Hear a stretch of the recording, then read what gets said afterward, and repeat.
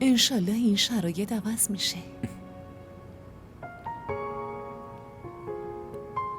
اگه همینجوری با هم همکاری کنی انشالله خیلی زود شرایطمون هم عوض میشه.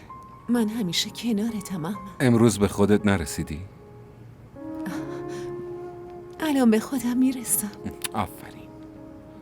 در ضمن فردا وقتی برگردم باید حاضر باشی، چون قراره بریم بیرون و شام و بیرون با هم بخوریم.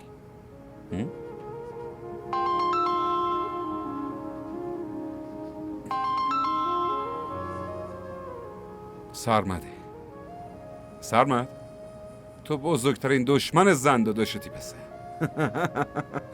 آره، کنار مریم. آره خب درسته، من حاضرم. باشه پس امروز بریم. آره درسته. تو یه کاری کن، از اون صاحب مغازه بپرس که میتونه برای